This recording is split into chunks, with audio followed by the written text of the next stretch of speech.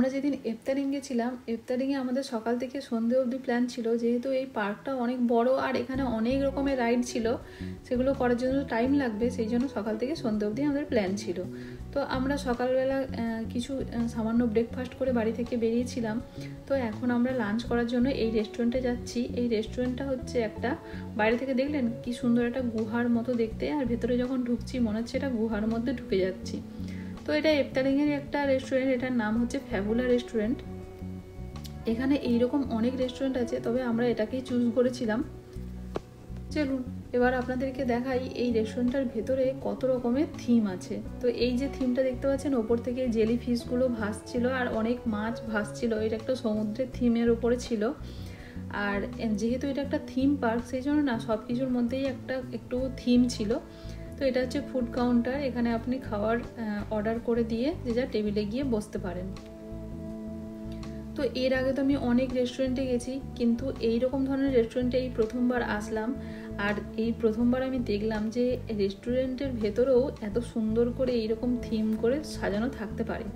তো এটা হচ্ছে একটা পান্ডা যে পাহাড়ের উপরে বসে তার ঘাড়টা নাড়াচ্ছিল। আর এটা হচ্ছে পূর্ণিমার চাঁদ, যে চাঁদের যে পূর্ণিমার চাঁদের যে থিমটা হয়, তো সেটা ছিল।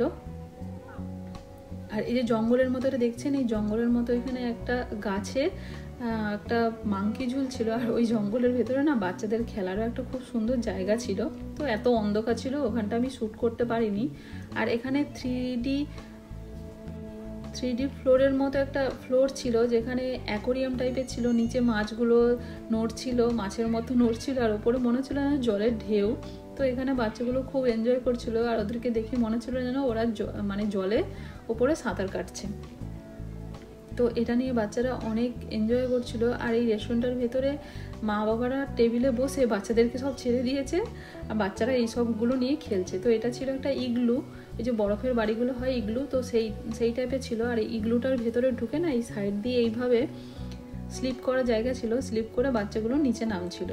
এই ইগলুটার ওপরেই বসেছিল একটা শ্বেত ভাল্লুক, তো সেও সারাক্ষণ তার মাথাটা নাড়াচ্ছিল।